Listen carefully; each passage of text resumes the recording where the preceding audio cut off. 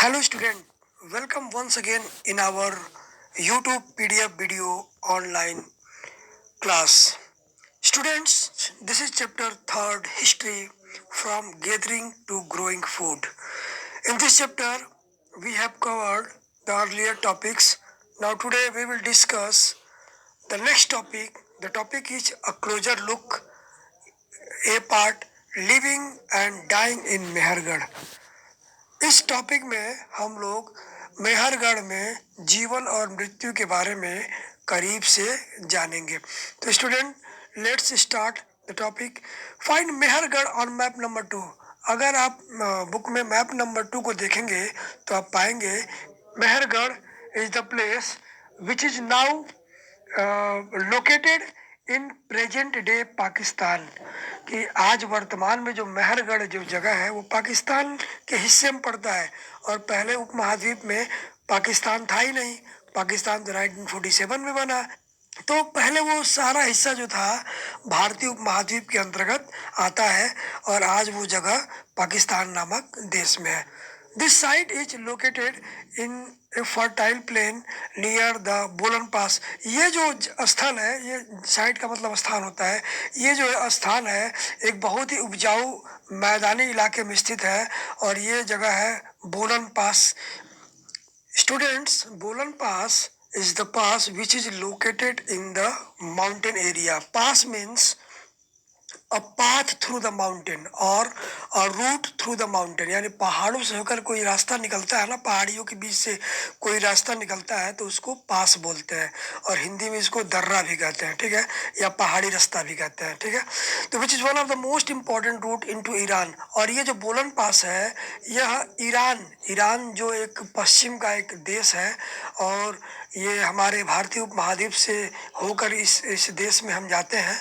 तो इस देश में जाने का यानी ईरान जाने का ये एक महत्वपूर्ण रास्ता है जो बोलन पास है, ठीक है।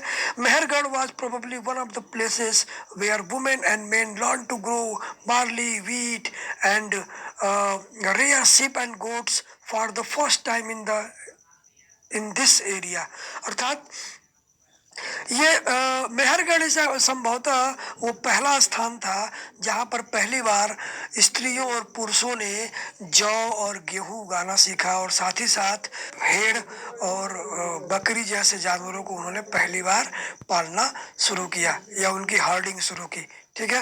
It is one of the earliest villages that we know about. और संभवतः ये सबसे पहले विलेजेस थे या सबसे पहले पाए जाने वाले गांव थे जिनके बारे में हम जानते हैं। Archaeologists who excavated the site found evidences of many kinds of animal bones from the earliest levels। और जो भूगर्भ शास्त्री थे, अर्थात जो लोग जमीन के अंदर की खुदाई करके और चीज़ों के बारे में पता लगाते हैं उनको हम लोग भूगर्भ शास्त्री बोलते हैं। तो इन लोगों के अनुसार जो इन जगहों पर, इन स्थलों पर जो उनको सबूत मिले, एविडेंसेस का मतलब सबूत होता है, of many kinds of animal bones from the earliest levels. तो वहाँ पर इन्हें कई प्रकार के जानवरों के हड्डियों के अवशेष मिले जो कि बहुत ही प्राचीन समय के या प्राचीन स्तर के थे। This included bones of wild animals such as the deer and pig. उनमें से कुछ हड्डियाँ हिरन और सुअर के थे। In later levels they found more bones of sheep and goat. और उसके बाद के जो स्तर के जो हड्डियां मिली उनको, वो भेड़ और बकरियों की हड्डियां थी। And in still later levels, और उसके बाद भी जो कुछ और हड्डियों के निशान मिले वो कैटल बोन्स थे, अर्थात पशुओं के जो जैसे गाय भैंस जैसे पशु होते हैं इनके हड्डियों के निशान थे, और ये बहुत ही आम थे यानी कॉमन थे। Suggesting that this was the animal that was generally kept by the people. और संभवतः ये बताते हैं कि ये सब वो जानवर थे जिन्हें कि इंसान जो था उसे पालतू के रूप में इस्तेमाल करता था या उसको रखता था। Now student, here is the word village। यहाँ पर एक वर्ड विलेज दिया हुआ है। One of the distinguishing features of a village is that most people who live there are engaged in food production. गांव से संभवतः हमारा जो तात्पर्य है उस प्लेस से है वेयर मेनी पीपुल लिव, जहाँ पर बहुत सारे लोग रहते हों एक पर्टिकुलर एरिया में, and engaged in food production, और जहाँ पर वो अनाज उगाने में या भोजन उगाने में इंगेज रहते हो या लगे रहते हो या संलग्न रहते हो। तो आप देखते ही होंगे, अगर गांव की बात करें या आप खुद किसी गांव से बिलोंग करते होंगे तो आप देखते होंगे कि गांव में एक पर्टिकुलर एरिया में घर होता है, मकानें होती हैं, और उसके चारों ओर खेत खलिहान होते हैं जिनमें हम लोग अनाज उगाते हैं। तो यह है हमारा गांव। Students, if we talk about other finds at Mehrgarh include remains of square or rectangular houses। अगर हम बात करें मेहरगढ़ में पाए जाने वाले अन्य अवशेषों की, तो उसमें वर्गाकार या आयताकार जो मकान के अवशेष थे वो प्रमुख थे। Each house had 4 or more compartments, some of which may have been use for storage. जैसा कि आप फिगर में देख पा रहे हैं, अगर मैं इसको जूम करूं तो आप पाएंगे कि ये हाउसेज जो है मोस्टली आपको स्क्वायर या रेक्टेंगुलर शेप में दिखाई दे रहे हैं। और ये आप देख रहे हैं इसमें 4 स्क्वायर है, अर्थात इसमें 4 जो है स्क्वायर साइज के रूम के आपको रिमेन्स दिखाई दे रहे हैं। और संभवतः ये जो थे ये स्टोरेज के लिए, अर्थात सामान के रखने के लिए या गोदाम के रूप में वो इस्तेमाल करते थे। When people die, their relatives and friends generally pay respect to them। और जब इन लोगों के परिवार में कोई गुजर जाता था या किसी की मृत्यु हो जाती थी, तो ये लोग उन मृत आत्मा को बहुत ही सम्मान देते थे। People look after them perhaps in the belief that there is some form of life after death। और उस व्यक्ति के मरने के बाद भी वह उसका बहुत ज़्यादा ख्याल रखते थे। रीजन, इसके पीछे कारण ये था कि उस समय यह मान्यता थी कि इंसान के मरने के बाद भी शायद उसका कोई एक जीवन होता है। Burials is on such arrangement. और उनमें से एक सबसे प्रमुख जो व्यवस्था थी वह थी कब्रों की व्यवस्था करना।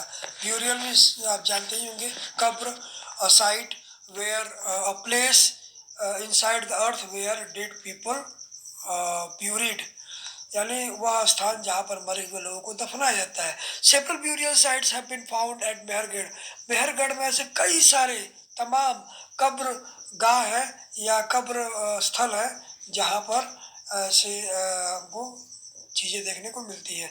इन वन इंस्टेंस, अगर एक एग्जाम्पल की बात करें, एक उदाहरण की बात करें, the dead person was buried with goats which were probably meant to serve as food in the next world. और ऐसा जैसा कि आप फिगर में देख पा रहे हैं, कुछ उदाहरणों में मरे हुए लोगों के साथ कुछ जानवरों को भोजन स्वरूप में जब वो दूसरी दुनिया में जाएंगे तो वहाँ उनके भोजन के लिए उनके पास कुछ मौजूद रहते। इस तरह से बकरी या दूसरे जानवर उनके साथ, उस मरे हुए व्यक्ति के साथ दफना दिए जाते थे। इसके अलावा कुछ बर्तन, कुछ अनाज, कुछ फल फूल या औजार हथियार जैसी चीज़ें भी उस मृत आत्मा के साथ उस समय लोग दफनाते थे। तो ये आपका आज का पॉइंट है।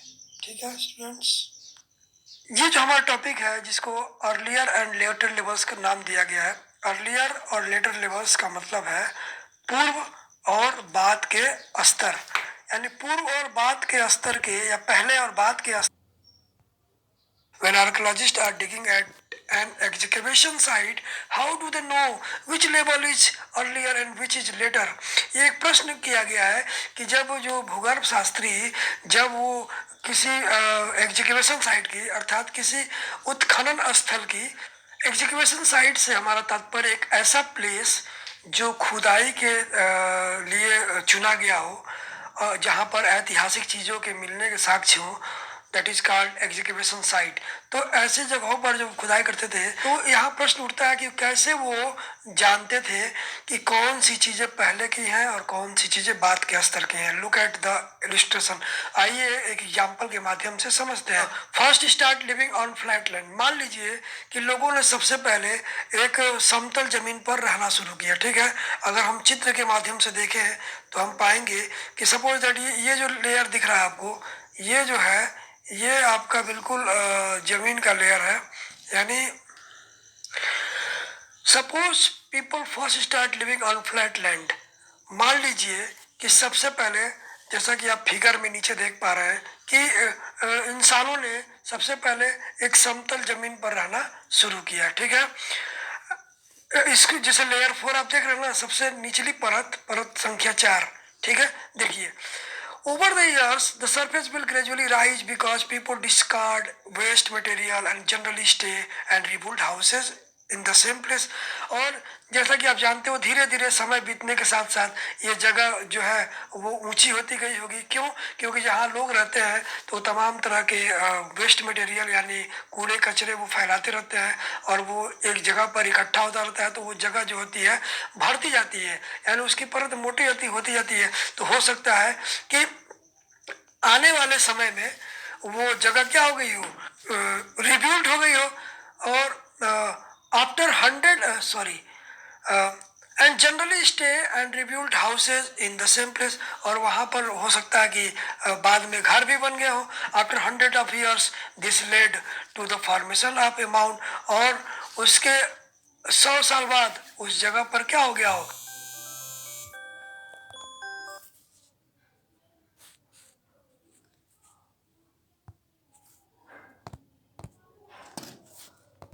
गया हो एक माउंट की आकृति। माउंट का मतलब होता है टीला। So students, mount means a small hill like structure on the flat land. अर्थात एक समतल जमीन पर एक छोटी सी ऊंचाई वाला स्थान या पहाड़ी टाइप का स्थान जो छोटा सा होता है उसको हम लोग टीला बोलते हैं। So when this mound is dug up, what is found from the upper layer of the mound is generally from a later time।